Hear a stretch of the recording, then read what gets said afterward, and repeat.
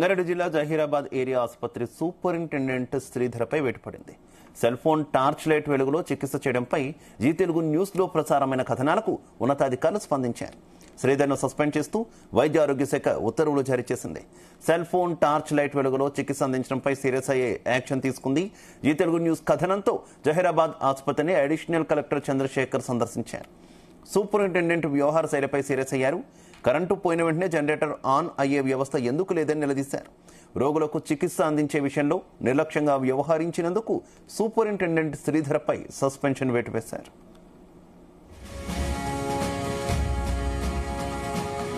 ఇక ఇదే విషయానికి సంబంధించి మరింత సమాచారం మా కరెస్పాండెంట్ నాగేష్ అందిస్తారు. నాగేష్, సంగారెడ్డి జిల్లా జహీరాబాద్ ఏరియా ఆసుపత్రి సూపరింటెండెంట్ శ్రీధర్ పై వేటు పడింది. ముఖ్యంగా వైద్యులు ఏ విధంగా నిర్లక్ష్యంగా వ్యవహరిస్తున్నారన్న దానికి ఇది ఒక నిదర్శనంగా చెప్పుకోవచ్చు. జహీరాబాద్ ఏరియా ఆసుపత్రిలో చాలా కాలంగా వైద్య సేవలకు విఘాతం జరుగుతుంది. రోగులకు సరైన చికిత్స అందడం లేదు అని చెప్పి ఆరోపణలు వస్తున్నాయి.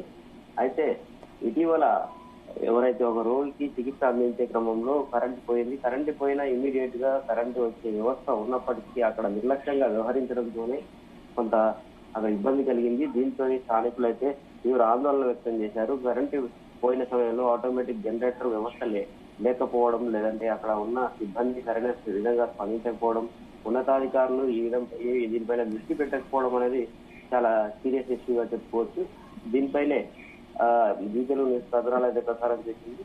ఏదైతే సెల్ ఫోన్ టార్చ్ లైట్ మధ్య ఆరోగ్య చికిత్సలు చేయడం ఏంటి అని చెప్పి వచ్చిన కథనాలపై అయితే వైద్య ఆరోగ్య శాఖ మంత్రి స్పందించారు. ఇమీడియట్ గా అడిషనల్ కలెక్టర్ ను జహీరాబాద్ ఏరియా ఆసుపత్రికి పంపి అక్కడ పరిస్థితులు అయితే సమీక్షించమని చెప్పడంతో ఆయన నిన్న సాయంత్రం ఆసుపత్రికి వెళ్లి అక్కడ జనరేటర్ పరిస్థితి ఏంటి, అక్కడ ఫ్యూజ్ బోర్డులు, తర్వాత కరెంటు వ్యవస్థ, వైద్యుల హాజరు, తర్వాత వైద్యులు ఎవరెవరు హాజరవ్వట్లేదు, విధుల్లో సరిగ్గా ఉండడం లేదని పూర్తి స్థాయిగా సమాచారం అయితే సేకరించారు. ముఖ్యంగా Zaheerabad area hospital superintendent Sridhar Kumar సంబంధించి జరిగిన వ్యవహారం పైన పూర్తి ఆరా తీశారు. అసలు ఏం జరిగింది, ఆ ఆసుపత్రిలో కరెంటు పోయిన సమయంలో జనరేటర్ ఆన్ చేయాల్సిన వ్యవస్థ లేకపోవడం ఏంటి, ఈ విషయంలో శ్రీధర్ ఇంత నిర్లక్ష్యంగా వ్యవహరించడం పట్ల ఆయన సీరియస్ అయ్యారు. అదే విషయాన్ని మంత్రి దామోదర్ రాజశేఖర్ కూడా ఆయన నివేదించారు. పూర్తి స్థాయి విచారణ జరిపిన తర్వాతే ఒక నివేదిక అయితే మంత్రికి అందజేయడం జరిగింది. ఈయన లేట్ నైట్ అయితే నివేదిక అందింది. మంత్రి ఇమ్మీడియట్ గా టీవీకి సిఫార్సు చేయడం జరిగింది. ఇలాంటి ఎవరైతే నిర్లక్ష్యంగా వ్యవహరిస్తారో అలాంటి వారిపైన కఠిన చర్యలు తీసుకుంటాం, ఇలాంటి వ్యవహార శైలిని అసలు ఉపేక్షించే పరిస్థితిలో వైద్య ఆరోగ్య శాఖ లేదు అని చెప్పి ఆయన సస్పెన్షన్ ఆర్డర్ లో కూడా పేర్కొనడం జరిగింది. వైద్య ఆరోగ్య శాఖ కావచ్చు కలెక్టర్ ఇచ్చిన నివేదిక ఆధారంగా అయితే సస్పెన్షన్ అయితే చేశారు. శ్రీధర్ ను ప్రస్తుతానికి సస్పెండ్ చేశారు. ఆయన జహీరాబాద్ ఏరియా హాస్పిటల్లో ఉన్న క్రమంలో ఏ అవకతవకలు జరిగాయి, తర్వాత ఇతర వ్యవహారాలు ఏమన్నా దానిపైన కూడా ఒక విచారణ చేసే అవకాశం అయితే ఉంది. గతంలో కూడా అనేక ఆరోపణలు వచ్చాయి శ్రీధర్ పైన. అక్కడ ఉన్న వైద్యులు సకాలంలో అందుబాటులో లేకపోయినప్పటికీ ఆయన పట్టించుకోకపోవడం, రోగుల విషయంలో ఆ వైద్య సేవలు అందకపోయినా కొంతమంది ఆందోళన వ్యక్తం చేసినప్పటికీ పట్టించుకోకుండా అవడం, నిర్లక్ష్యంగా వ్యవహరించడం అనేది చాలా కాలంగా జరుగుతున్న తంతు. ఈ జహీరాబాద్ ఏరియా హాస్పిటల్ అటు బీదర్ అంటే కర్ణాటక బోర్డర్ లో సంగారెడ్డి జిల్లా హెడ్ క్వార్టర్స్ 50 కిలోమీటర్ల దూరంలో ఉంటుంది.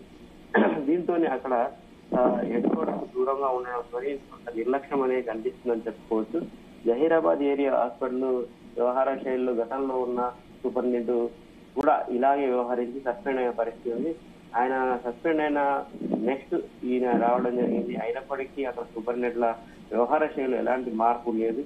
తరచూ ఇది ఏదైతే కింది స్థాయి సిబ్బంది కావచ్చు, వైద్యులు కావచ్చు, వారిపైన నిఘా లేకపోవడం, ఆసుపత్రిలో హాజరు పరిస్థితులు పరిశీలించకపోవడం, సిబ్బంది తర్వాత అక్కడ ఉన్న వ్యవస్థ ఏదైతే ఉంటుందో కరెంట్ కావచ్చు, జనరేటర్ కావచ్చు, ఇతర వ్యవస్థలు సక్రమంగా పనిచేస్తున్నాయా లేదా, వైద్యులకు సేవలు సరిగ్గా అందుతున్నాయా లేదా అనే విషయాలను వాళ్ళు పూర్తి స్థాయిలో పట్టించుకోకుండా ఉండడం వల్లే ఇలాంటి ఘటనలు అయితే చోటు చేసుకుంటాయని చెప్పుకోవచ్చు. ఈ శ్రీధర్ వ్యవహారం పైన రాష్ట్ర వ్యాప్తంగా కలకలం లేచింది. ఎందుకంటే ఆయన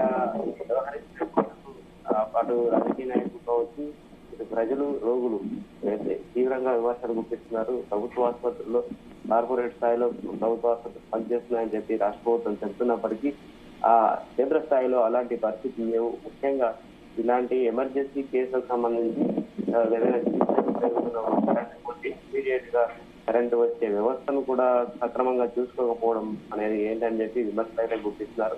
ఈ విషయాన్ని వైద్యారోగ్య శాఖ మంత్రి దామోదర్ రాజనరసింహ చాలా సీరియస్ గా తీసుకోవడం జరిగింది.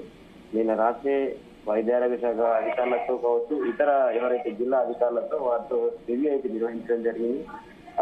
శ్రీధర్ వ్యవహారంతో పాటు జిల్లాలోని ఇతర ఏదైతే ఏరియా హాస్పిటల్ ఉంటాయో అక్కడ కూడా పరిస్థితులు ఏ విధంగా ఉన్నాయి, ఏరియా హాస్పిటల్ జనరేటర్లు కావచ్చు, వర్షాకాలం సమీపిస్తున్న ఈ వర్షాకాలంలో ఆటోమేటిక్ గా కరెంటు వెళ్తూ ఉంటుంది, గాలులు రావడంతో ఈరు గాలు వేయడంతో అలాంటి సందర్భంలో ఇమీడియట్ గా ఆటోమేటిక్ జనరేటర్లు ఉన్నాయా లేవా, అక్కడ వ్యవస్థ ఏ విధంగా ఉంది, ముఖ్యంగా ఐసీయూలో ఉండే పేషెంట్లకు ఇబ్బందులు కలగకుండా చర్యలు తీసుకోవాలని చెప్పి ఆదేశాలు జారీ చేశారు.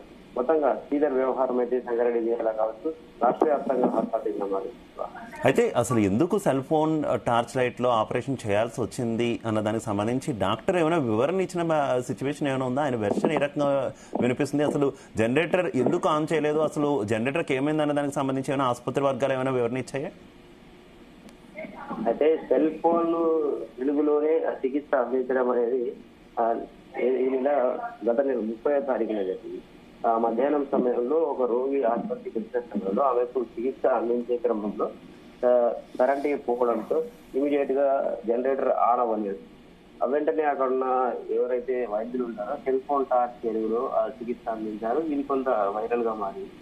అయితే ఈ విషయం పైన సూపరింటెండెంట్ మీడియాతో మాట్లాడుతూ కరెంటు పోయిన మాట వాస్తవమే, అక్కడ ఉన్న వ్యవస్థలో కొన్ని లోపాలు ఉన్నాయని చెప్పి ఆయన మాట్లాడడం జరిగింది.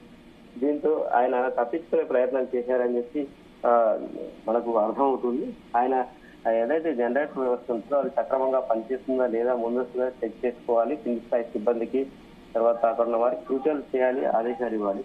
కానీ కరెంటు పోవడంతోనే మేము కొద్దిసేపు డిలే జరిగింది, ఇది మరోసారి పునరావృతం కాదు అని చెప్పారు. ఇది ఇలాంటి జరగడం కొత్తేం కాదు, జహీరాబాద్ ఆసుపత్రిలో రెగ్యులర్ గా జరిగే తంతు. అయితే ప్రెస్ మీట్ లో కూడా ఆయన మాట్లాడిన వ్యవహార శైలి కొంత అసహనం కలిగించే విధంగా ఉంది. కరెంటు పోవడం అనేది కరెంట్ వాళ్ళ చేతిలో ఉంటుంది అని చేతులు తీసే విధంగా ఆయన మాట్లాడారు.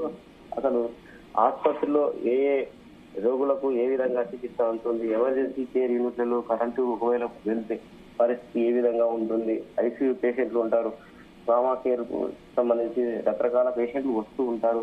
ముఖ్యంగా ఇది నేషనల్ హైవే కాబట్టి నేషనల్ హైవే పక్కనే ఉండే ఆసుపత్రి, దాంతో చాలా వరకు ఎమర్జెన్సీ యాక్సిడెంట్లు కావచ్చు, ఇతర పేషెంట్లు ఉన్నవారు గుండె నొప్పి ఇతర సమస్యలతో వస్తూ వెళ్తూ ఉంటారు. ఇలాంటి వారి పట్ల చిన్న కరెంట్ అనేది చిన్న ఇష్యూ కాదు అక్కడ. ఎందుకంటే ఈ ఎమర్జెన్సీ పేషెంట్లకు సంబంధించి ఎప్పుడైతే కరెంట్ పోతే ఇమీడియట్ గా ఆటోమేటిక్ జనరేటర్ ఉండాలి. ఒకవేళ జనరేటర్ ఆపరేటర్లు ఉన్నప్పటికీ ఆటోమేటిక్ గా అది ఆన్ అయ్యే పరిస్థితి ఉండాలి. కానీ ఈయన సూపరింటెండెంట్ మాట్లాడిన వ్యవహారం చూస్తే వ్యవస్థలో కొన్ని లోపాలు ఉన్నాయి, ఇక్కడ కరెంటుకు సంబంధించి కొంత ఫీజు ప్రాబ్లం ఉంది అని చెప్పి ఆయన తప్పించుకునే ప్రయత్నం చేశారు. దీంతోనే ఈ విషయం చాలా సీరియస్ గా అయింది.